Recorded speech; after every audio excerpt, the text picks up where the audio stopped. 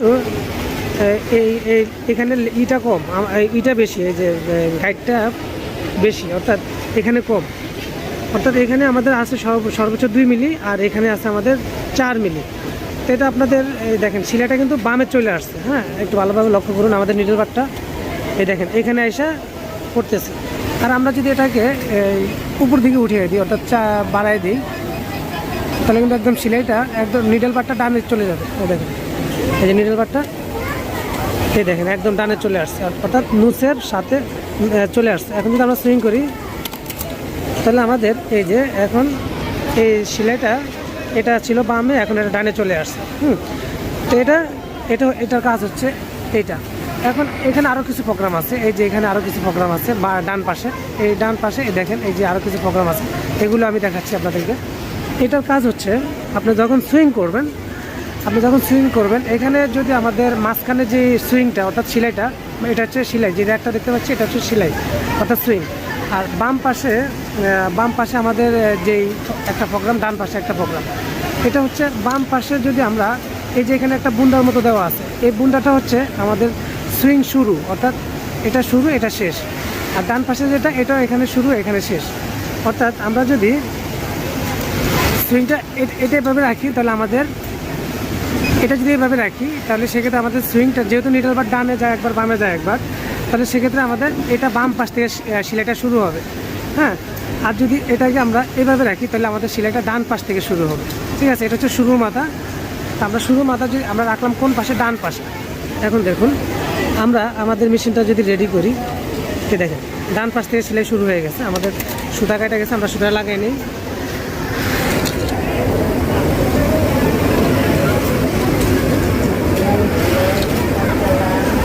আমরা এই মেশিনের ডান পাশ থেকে সেলাইটা শুরু হবে, দেখতে পেলাম।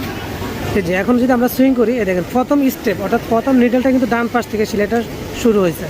ডান পাশ থেকে শুরু হয়ে কোথায় শেষ হলো, আমরা টিমিংটা বন্ধ করে দিব, কারণ টিমিংয়ের কারণে সুতা কাটতে পারে।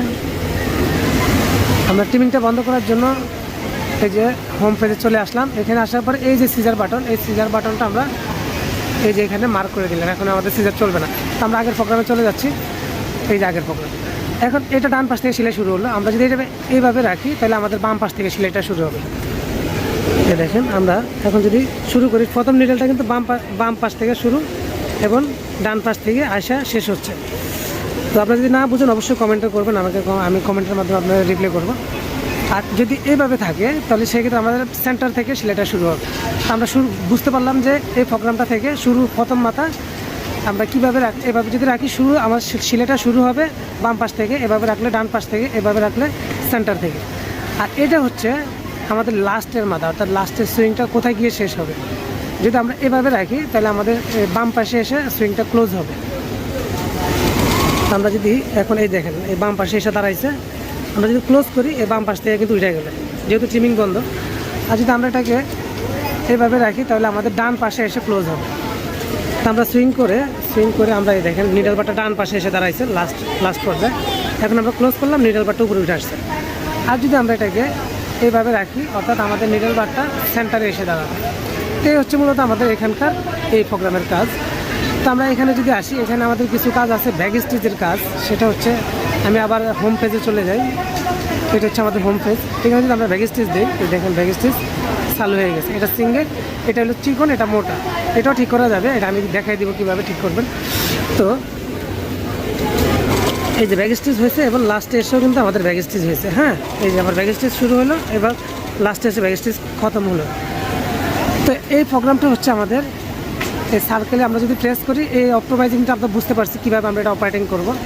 তো এখানে আমরা এই যে অপশনে আসতে হবে। এই অপশনে আসার পরে আমরা এখানে কিছু ব্যাক স্টিচের কাজ পাবো। এই দেখেন আমরা শুরুতে দেখলাম চিকন ব্যাক স্টিচটা, এই যে এখন এখানে যদি আমরা এটা করি, তাহলে আমাদের ব্যাক স্টিচটা মোটা হয়ে যাবে। এখন আমরা আবার যদি হোম পেজে যাই, এই দেখেন হোম পেজে আসলাম। এখন কিন্তু আমাদের শুরুর মাথা কিন্তু মোটা হয়ে গেছে, আগে কিন্তু এটা চিকন ছিল, দেখতে পাচ্ছেন ছোটো ছিল, এখন এটা বড় হয়ে গেছে। এই হচ্ছে আমাদের ব্যাক স্টিচ। তো আমরা আবারও ব্যাক স্টিচ প্রোগ্রামে যাব। এখানে যে প্রোগ্রামগুলো আছে এগুলো সবগুলো ব্যাক স্টিচের কাজ করে। এখানে আমরা যদি এই যে এ বি হচ্ছে আমাদের ফার্স্ট ব্যাক স্টিচ, যেটা আমরা সকলেই জানি। এখানে কয় স্টিচ লাগবে, আমরা এখানে 4 স্টিচ দেওয়া আছে। আমরা যদি এখান থেকে কমিয়ে দিই 3 স্টিচ, আমাদের শুরুর মাথা কিন্তু 3 স্টিচ ব্যাক স্টিচ হয়ে সেলাইটা শুরু হলো। আর এখানে 4 স্টেজ আছে লাস্টে, আমরা লাস্টে যদি ব্যাক স্টেজ দিই তাহলে 4 স্টেজ ব্যাক স্টেজ হবে। তো এখানে আমরা একটা জিনিস খেয়াল করতেছি, এই যে শুরুর মাথা অর্থাৎ শুরুতে আমরা এ এবং একবার এসে আবার পিছনে যাবে, সেটা হচ্ছে বি। তো এখানে শুরুটা করে আমরা এখানে তীর চিহ্ন দেখতে পাচ্ছি যে আমাদের সুইংটা শুরু যাচ্ছে, সেলাইটা যাচ্ছে, খতম হচ্ছে না। আর এখানে হচ্ছে আমাদের সি এবং ডি অর্থাৎ ক্লোজ। আমরা এখানে সি এবং ডির মধ্যে যদি যাই তাহলে আমরা বুঝাইতে হবে না, আমরা সকলেই বুঝি। এখান থেকে আমরা স্টিচ কমাতে পারবো, বাড়াতে পারবো। যদি আমরা এখান থেকে বাড়িয়ে দিই, এই যে এটা এখান থেকে বাড়িয়ে দিই, তাহলে আমাদের স্টিচটা বাড়বে। আমি 6 স্টিচ দিলাম বোঝানোর জন্য। এই দেখেন লাস্ট ব্যাক স্টিচ 6 স্টিচ হবে, দেখছেন বেশি হয়ে গেছে। তো এটা হচ্ছে আমাদের ব্যাক স্টিচের কাজ। তো এখানে মোটামুটি আমরা এই ব্যাক স্টিচের কিছু প্রোগ্রাম বুঝে গেছি। আমাদের যেহেতু ভিডিওটা লং হয়ে যাচ্ছে, আমরা বেশি লং করবো না, পার্ট 2-তে আমরা আরও বেশি বিস্তারিত প্রোগ্রাম দেখাবো। তো আমরা এখানে এই যে হোম পেজে চলে আসলাম, এখানে আমরা আরও কিছু শর্টকাট প্রোগ্রাম দেখিয়ে দিচ্ছি। এই যে এখানে আমরা দেখতে পাচ্ছি এই যে এটা হচ্ছে আমাদের কাউন্টার এখানে দেখতে পাচ্ছি। আর এই কাউন্টারটা হচ্ছে এটাতে, এখানে যদি আমরা একটা প্রেস করি তাহলে আমাদের এখানে স্পিড দেখা যাচ্ছে, স্পিড প্লাস, স্পিড মাইনাস। হ্যাঁ, আমরা যদি এটা দিয়ে স্পিড মাইনাস কমাই তাহলে কমাতে পারবো, বাড়াতে পারবো, আবার এখান থেকেও বাড়াতে পারবো, এখান থেকেও কমাতে পারবো। তো আমার ভিডিওটা যদি লং হয়ে যাচ্ছে, আমি এখানে ভিডিওটা ক্লোজ করবো এবং পার্ট 2-তে আরও বিস্তারিত ডিপলি কিছু আলোচনা করবো। সকলে ভালো থাকবেন, সুস্থ থাকবেন, আল্লাহ হাফেজ।